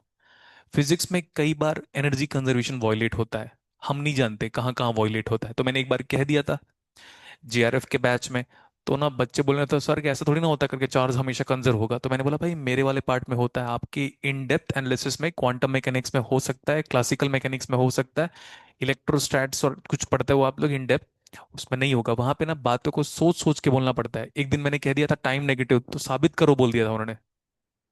ठीक है, आप नहीं, ये यहाँ के जो चुन्नू मुन्नू टीचर है ना जो चिल्लाते रहते हैं, वो नहीं पढ़ा पाएंगे उस बैच में। ठीक है, they have talked about physical significance of iota in my class. Sir लिख तो रहे हो आप, बता दो करके। ऐसे ट्रोल करते हैं उन लोग फिर। तो मैंने कहा था फिर वही, फेज एंड मैग्नीट्यूड डिले, हम अभी पढ़ेंगे वहीं पे नेटवर्क थ्योरी में। अरे क्या, सिग्नल सिस्टम में group delay, phase delay, negative, negative आएगा हमारा। और इमेजिनरी नंबर का हमारे लिए डिले ही है, चश्मे का नंबर। एंगल होता है वो सिलेंड्रिकल एंगल, ये एंगल स्फेरिकल एंगल जो बोलेगा, तो दैट मीन्स डिले ही है। और डिले को रिप्रेजेंट करने के लिए आयोटा का सिवा और कोई तरीका नहीं है हमारे पास। फाइन, हम भी प्रूफ करेंगे कि वो आयोटा आया कैसे, फेज कंट्रीब्यूशन में। याद रहेगा, बोलो। तो Kirchhoff's law is based on the conservation of charge, perfect algebraic sum of charge is equal to 0। But इसका स्टेटमेंट देखो ध्यान से क्या है। इसका स्टेटमेंट है कि एक नोड में, यहां पे आई मैं लिख नहीं सकता, तो क्यू या पी लिख देता हूं, P equal to 1 to n I P, मतलब I1 I2 I3 equal to कितना? तो ये बताओ, इसका भी अगेन स्टेटमेंट। अब ये मत बोलना करंट कंजर्वेशन, पढ़ो उधर। एल्जेब्रिक सम ऑफ चार्ज, यहां पे क्या लिखोगे?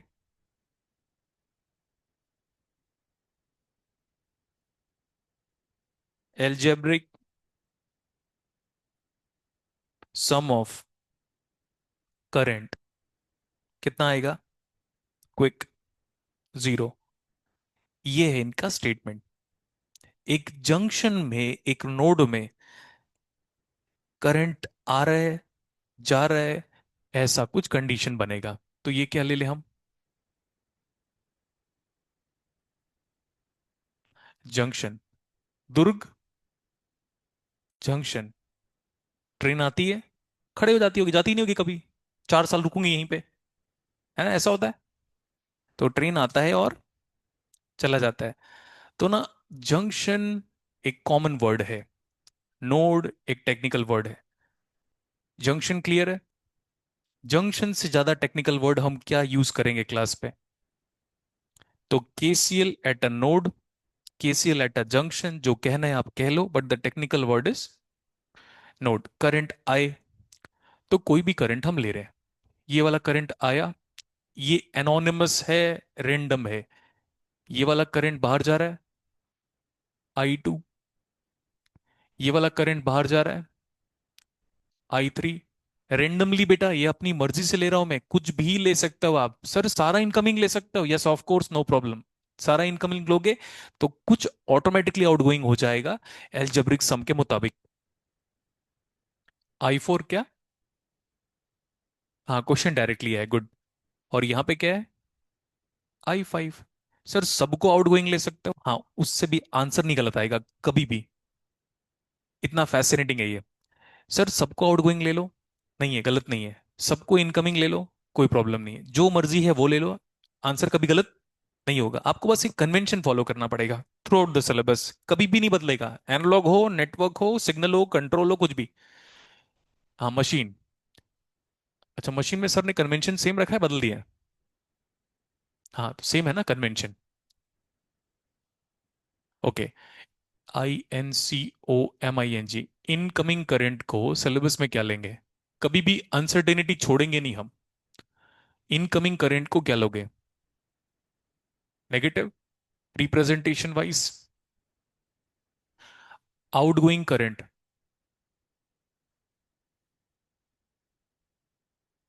हम्म। आउटगोइंग करंट को कन्वेंशनली क्या लोगे? पॉजिटिव। इसमें ना अलेक्जेंडर सड़कों में एक अच्छा शब्द यूज किया है, जब मैं पढ़ रहा था तो उन्होंने ये वर्ड यूज किया है, इमैनेटिंग। EMANATING, बाहर निकलती हुई is called as emanating, nothing else. तो आउटगोइंग को और क्या वर्ड यूज करेंगे हम? इमैनेटिंग। जैसे मेरे को याद है, बुक में हम इंग्लिश में भी पढ़ते हैं एग्जॉर्बिटेंट, लेकिन ना टॉकी की बुक में लिखा हुआ है एग्जॉर्बिटेंट। अब पहली बार आया था तो मुझे लगा यार सर्च करते हैं एग्जॉर्बिटेंट। तो अत्यधिक इज कॉल्ड एज एग्जॉर्बिटेंट, ये सारे वर्ड बुक में है। और हम लोग नो डाउट देखें, कुछ कुछ इंग्लिश के टीचर ये सारे वर्ड्स को यूज करते हैं। तो ऐसा नहीं कि हमारी टेक्निकल बुक्स में ये सब स्टेटमेंट नहीं गिवन है, गिवन है। तो ये क्लियर है इतना? क्या क्या करंट आ रहा है? I1 आया, I2 गया, आगे I3, I4 incoming, I5 minus of I5। I5 बाहर जा रहा है, हो गया। I5 तो बाहर है। ये तो एरो जंक्शन का था ना, उसको मैं भी देख लेता पहले। हाँ, इक्वल टू कितना? 0। अब एक पॉइंट ऐड करेंगे। सारे करंट आप एक साथ एम्पियर से मेजर कर रहे हो, एम्पियर लगाकर, मल्टीमीटर लगाकर, एम्पियर मोड में। सारे करंट एक ही मौके पे पता है आपको, तभी केसीएल वैलिड है। और KCL is valid for AC as well as DC। यहां पे देखो, T is equal to T0 वाला वर्ड, T0 कांस्टेंट है बेटा, मैंने कल भी बताया था लास्ट क्लास में। इसका मतलब बताओ, हम यहां पे खड़े हैं, सारे करंट को एक मौके में देख रहे हैं, टाइम, सब करंट एक टाइम पे। ऐसा नहीं है कि 5:30 बजे 5:30, एटॉमिक क्लॉक मेजर कर लो आप ऐसे, तब सही है। अगर सारे करंट को अलग अलग टाइम पे देखोगे और बोलोगे अलजेब्रिक सम जीरो नहीं हो रहा है, तो लॉ वैलिड नहीं है। लॉ की वैलिडिटी कब है? पहले तो जंक्शन में लगाना है, नोड में लगाना है, सारे टाइम क्या होने चाहिए? सारे करंट की टाइमिंग क्या चाहिए? हाँ, क्या चाहिए? मानस, एक पॉइंट ऑफ टाइम पे चाहिए मुझे मुझे ना 2 घंटे का कंसंट्रेशन चाहिए, बता देता हूँ क्लास में। टूटा ना तो मैं तोड़ दूंगा। हाँ भाई, पढ़ रहे हैं तो इतना मैं पढ़ा रहा हूँ यार, तो मेरे पढ़ाने का एडवांटेज क्या है फिर? अभी सही है इतना? Considering time is equal to तो algebraic sum of current is equal to zero considering time fixed. Current का डेफिनेशन बताओ, mathematical definition. Minus of Q1 by T, but time is T naught always, plus Q2 by T naught, time क्या है, plus I3 outgoing लिया था, I2 भी outgoing लिया था, ठीक है। फिर Q3 by minus Q4 by, we are looking at the current, but the time for all time measuring regarding current is fixed, which is equal to T naught. Answer आ गया। Algebraic sum of charge equal to, ये proof हो गया, ये इस exam का question है। लेकिन अब नहीं पूछेगा ना बेटा, बार बार कितना पूछेगा, दो तीन बार तो पूछ चुका है। हो गया। तो एल्जेब्रिक सम ऑफ चार्ज कितना आ गया, तो एक लाइन लिख लेते हैं, इसके बाद कंडीशन लिख लेते हैं हम, 1 to n। हाँ n जनरली, चार्ज कितना आ गया, हो गया algebraic sum of charge। So KCL is based on the fundamental principle of charge conservation।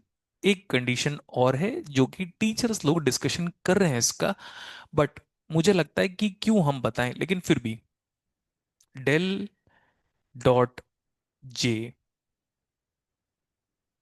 ठीक है, del dot J equal to minus del rho V by delta T. इसमें जब रो V constant होगा ना बेटा, तब आप केसीएल लगा सकते हो, बट ये जो कंसेप्ट है ना, ये इलेक्ट्रोमैग्नेटिक फील्ड थ्योरी से आ रहा है, ध्यान रखना। अब अलेक्जेंडर साडको जैसे बुक में इसका डिस्कशन नहीं किया है, कॉन्टिन्यूटी इक्वेशन। डेल जानते हो, नेबुला नाम है उसका। डॉट मतलब डाइवर्जेंस है वहां पे, जे मतलब करंट डेंसिटी है वहां पे, माइनस बता रहा है कि घट रहा है, रो वी मतलब volume charge density, del rho V by del T है वो। ये डी लिखा है या डेल लिखा है, हाँ, del rho V by del T है ये, del rho V by delta T. अब जब रो भी कांस्टेंट होगा, तब केसेल वैलिड है। हमें इससे कोई लेना देना नहीं है, खास करके इस सब्जेक्ट में। क्लियर हो गया। वो मैंने एक दो बार उसमें देखा था कि फिजिक्स के स्टूडेंट लोग को पूछा है कि ये केसेल एप्लीकेबल कब बनेगा, तो रोवी को क्या करो, कांस्टेंट। तो डेल डॉट जे कितना आ गया, और डेल डॉट जे में ना बेटा, यहां पे एक्चुअली ये है, हमने कैलकुलस में पढ़ाया है लोगों को कि ये एक्चुअली डाइवर्जेंस है।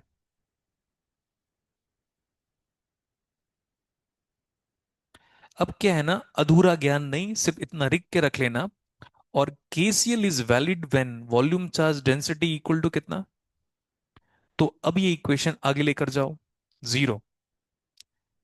अब जानते हो KCL कब वैलिड है, जब किसी सर्किट का या डिवाइस का वॉल्यूम चार्ज डेंसिटी क्या हो, कांस्टेंट हो। तो मान लो मैं इसको एक ऑब्जेक्ट या मटेरियल ट्रीट करता हूं, अब इसमें KCL लगाना है, इसके अंदर जितना भी चार्ज है पर यूनिट वॉल्यूम, वो कांस्टेंट चाहिए बेटा। उसी को हम कहते हैं सिंपल भाषा में चार्ज न्यूट्रलिटी। मेरी बॉडी में अगर करंट दोगे तो करंट बाहर निकल जाएगा, ठीक है, बट मेरी बॉडी का चार्ज पर यूनिट वॉल्यूम कितना होना चाहिए, कांस्टेंट होना चाहिए। तब मेरी बॉडी में आप केसीएल लगा सकते हो। सही है, इतना मैंने एक दिन कहा था ना, ऐसे हमने रब किया स्केल को, और फिर चिपका रहे हैं हम छोटे छोटे पीस ऑफ पेपर को, वहां पे रो भी कांस्टेंट नहीं है बेटा, चार्ज ट्रांसफर हो जा रहा है एक बॉडी से दूसरे बॉडी में। और हमारे इस बॉडी का या ब्रेड बोर्ड का, ओवरऑल ब्रेड बोर्ड में अगर आप इमेजिन करो, हम हाइपोथेटिकली इमेजिन करो, वो बन गया ओमनी पोटेंट। तो हम ब्रेड बोर्ड के अंदर पूरा झांक ले, पूरा वो बाहर से ब्रेड बोर्ड देख रहा हूँ वायर को छोड़कर, तो मैं देखूंगा ना उसके अंदर मान लो 1000 इलेक्ट्रॉन है।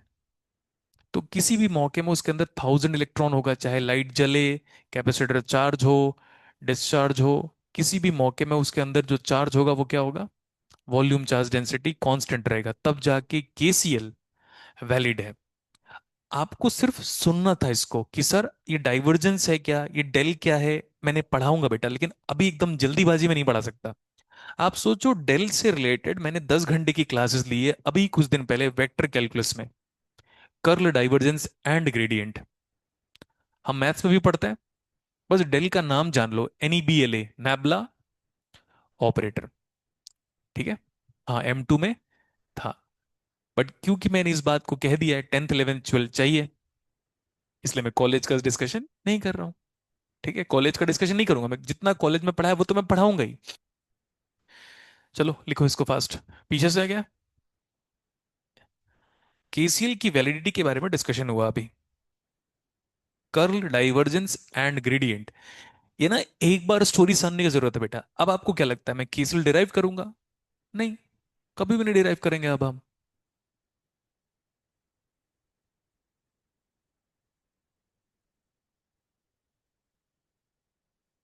केसीएल केवल में,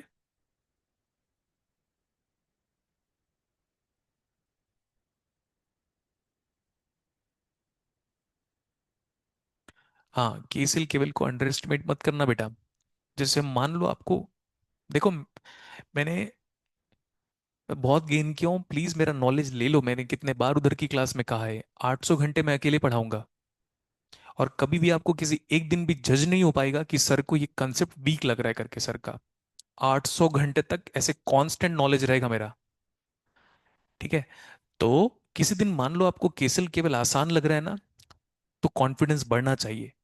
और किसी दिन अगर आपको लगा कि आज मजा नहीं आया, पेशेंस वहीं पे रोल प्ले करेगा। ठीक है,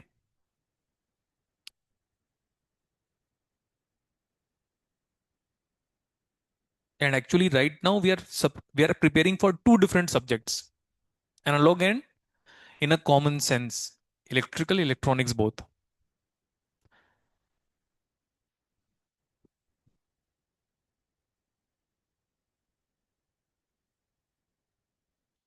तो क्लास यहीं तक रखते हैं। ठीक है, स्लो चलने दो क्लास आराम से।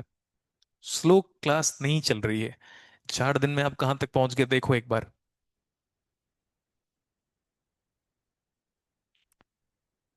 नेक्स्ट क्लास में क्या पढ़ेंगे हम, KVL। उसके बाद हम पढ़ेंगे voltage source and current source. Short circuit याद है ना, ओपन सर्किट, थेवेनिन करंट क्या होता है, नहीं सॉरी, थेवेनिन वोल्टेज क्या होता है, open circuit voltage. Norton current क्या होता है, शॉर्ट सर्किट करंट। हमारे पूरे सिलेबस में हम कहीं का भी करंट निकालें, वो नॉर्टन करंट ही होगा। सही है, हम आपने पूरे सिलेबस में हम कुछ भी वोल्टेज निकालें वो होगा क्या, थेवेनिन वोल्टेज। मतलब ही वही है, open circuit voltage. Ideal volt meter जो वोल्टेज बताएगा आपको वो क्या है, वो थेवेनिन वोल्टेज ही है। बट ये बात कॉलेज में नहीं कहना है आपको। वो बोलेगा "ओए, नहीं थ्योरम है वो"। अरे बिल्कुल थ्योरम है, लेकिन आप ये भी तो बताओ, जो भी वोल्टेज हम मेजर करें वो तो आइडियल वोल्टेज है, वोल्ट मीटर का आउटपुट है। क्या आपको कभी बोला कि प्रैक्टिकल वोल्ट मीटर यूज कर रहे हो? जब आप प्रैक्टिकल वोल्ट मीटर यूज करोगे ना, ठीक है, लैब में, लेकिन आपको पता है, आपको आपके लैब में वो जो वोल्ट मीटर होता है वो एक्सेसिव हाई रेजिस्टेंस होता है। तभी तो आपकी थ्योरेटिकल रीडिंग और प्रैक्टिकल रीडिंग देखना आसपास आती है। देखना, अगर मान लो आइडियल वोल्ट मीटर, मतलब जस्ट इमेजिन करो कि आप पेन पेपर लेकर थेवेनिन वोल्टेज निकाले 5 वोल्ट, तो आपका वोल्ट मीटर कितना शो करेगा पता है, 4.98। क्योंकि इसका मतलब ये है कि आपका जो वोल्ट मीटर है वो लगभग आइडियल है। Extreme high value of shunt resistance होता है वहां पे। कैसे बनाते होंगे पता है आपको? मैं बताऊंगा, मेरे को खुद नहीं पता, लेकिन क्योंकि बात करते करते करते करते मैं वहां तक चला गया था। अच्छा, ओप एम्प है source follower, and it is having excessive high resistance of some finite value into 10 to the power of 7 ohm। तो मजा आ गया अभी। यही मैं कहता हूं, आप एक्सप्लोर करेंगे हम पूरे सब्जेक्ट को, एंड मेरे पढ़ाने के बाद मैं आपको आश्वासन देता हूँ, गेट एग्जाम के जब क्वेश्चन बनाओगे ना तो आपको लगेगा यार क्यों आसान लग रहा है हमको, जैसे आपके दोस्तों को लगा था। अब बस एक जगह पे प्रॉब्लम होगा जो हर बैच में हुआ है, रिवीजन। रिवीजन करवाने की जिम्मेदारी मेरी नहीं है बेटा। कि देखो बच्चों फॉर्मूला क्या था, याद करो याद करो। 3 दिन तक डेरिवेशन कराया था, देखो अभी गौरव से पूछ लो, 3 दिन तक एक ही डेरिवेशन, टाइम शिफ्टिंग प्रॉपर्टी, फिर 2 लाइन लिखता था। हाँ हाँ याद आ गया, माइनस साइन में प्रॉब्लम हो रहा था, मैंने कहा था मुझे उन चिंताओं से मुक्त करो ना। क्योंकि मैं सुबह सुबह सिग्नल ले रहा था, उसके बाद A to D D to A ले रहा था, और शाम को डिस्टल ले रहा था उस टाइम पे। अब हो गया सुबह सिग्नल, शाम को नेटवर्क, और कल की किस्सा था, शाम को डिस्टल ले रहा था फिर से। तो अब मेरे को जब भी फॉर्मूले में डाउट हो जाता है मैं डिराइव कर लेता हूँ। बट आप लोग की यार लर्निंग एबिलिटी और रटने की क्षमता, अंडरस्टैंडिंग की क्षमता, अब मैं रट नहीं सकता। ठीक है, अब मेरी रटने वाली क्षमता खत्म होती जा रही है, क्योंकि मैं टीचर वाले फील्ड में एकदम पूरी तरह घुस चुका हूं, तो मुझे लगता है हर चीज इमोशनल लर्निंग के सेंस में डिराइव कर दो। तो ना हम अभी, गौरव से पूछ लेना, बार बार प्लस माइनस साइन में एरर कर रहे थे हम लोग, मैंने कहा था कि बेटा आप तो मत करो, अगर मुझे प्रॉब्लम होगा तो मैं तो डिराइव कर लूंगा, लेकिन आप कितने बार डिराइव करोगे घर में बैठकर। मैंने डेरिवेशन कंप्लीट कर दिया। सो यही वो मैसेज है कि आपको बार बार बार बार रिवीजन करना पड़ेगा।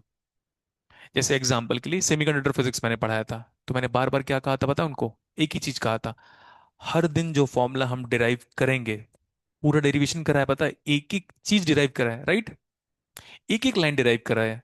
वो तो अच्छा हुआ इलेक्ट्रॉन नहीं डिराइव कर पाया, वरना वो भी डिराइव कर देता, क्योंकि बुक में नहीं मेंशन किया हुआ है। तो ना मैंने कहा था ये डेरिवेशन के बाद जो फॉर्मूला आ रहा है ना, कुछ भी करो याद कर लो भाई, और डेरिवेशन को घर में बार बार करते रहना। शायद तक 100 के आसपास फॉर्मूले मैंने डिराइव कराए हैं उसमें, और सारा का सारा फॉर्मूला डोनल्ड नीमन में गिवन है। ठीक है, तो बस मेरा एक ही रिक्वेस्ट है, मेरे पढ़ाने के बाद कम से कम मुझे, जैसे आज 4 क्लास हो गया, तो मुझे इन सब चीज से फ्री कर दो आप, कि सर जो आपने पढ़ा दिया ना वो हमें आता है, बस फिर देखो आप, फिर देखो। ये छोटा सा एग्जाम्पल है अभी आज के लिए, किसी भी बैच में नहीं किया हूं मैं इसको, अगर आप एकदम जस्ट 3rd क्लास में हो, otherwise these are the graph in which we frequently talk about this graph in transient analysis.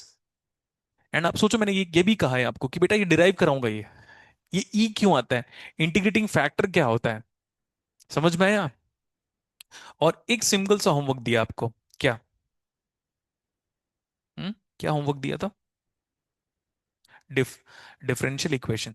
ठीक है, इतना, 5 डिफरेंशियल इक्वेशन आप कर लो, 5 मैं करा दूंगा, मजा आ जाएगा। आपके पास 5 है, मैं 5 6 7 करा दूंगा। लेकिन उसके बाद, और आपको पता है, वो डिफरेंशियल इक्वेशन गेट एग्जाम में आया है, इस बार भी आएगा, first order second order. Fine, तब तक हम पढ़ चुके होंगे। तो बस एक ही रिक्वेस्ट है मेरा, आप प्लीज कॉपी पढ़ो बेटा, मैं लिख कर दे दूंगा कॉपी में अभी, कि एग्जाम में 60 नंबर लिख कर आ सकते हो आप। 60 नंबर का मतलब जानते हो, 2 डिजिट रैंक। ठीक है, जो मेरा नहीं आया था फाइनल ईयर में, मैं चाहता हूं आपका आए। डिजिटल पढ़ा है ना आपने, पहले दिन दूसरे दिन तीसरे दिन कैसा लग रहा था, आसान पढ़ा रहा है, सीक्वेंशियल, के मैप, देखा के मैप कितना चला था। हम्म, तो आप समझ लो जिस वे में डिजिटल पढ़ाया था, उससे ज्यादा ये आता है। एंड डोंट एवर फील कि सर अपना सबसे स्ट्रांग सब्जेक्ट पढ़ा रहे हैं, मैं बार बार कहता हूं, मेरा सबसे वीक सब्जेक्ट है ये, और 140 घंटे पढ़ाऊंगा, और प्योर सिर्फ एक दादी माँ की स्टोरी की तरह। दादी माँ की स्टोरी इसलिए कहा क्योंकि हम नहीं भूल सकते, वैसे ही। ठीक है, मेरे को ना कुछ रिजल्ट जनरेट करना है भिलाई में।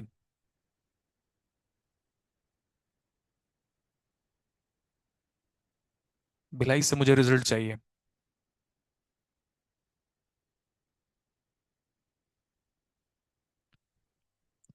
निकल जाते हैं कुछ लोग, खत्म तो होने दो भाई क्लास। ठीक है, कहाँ जाओगे बताओ घर से, जहां जाना होता तो यहीं आते। ठीक है,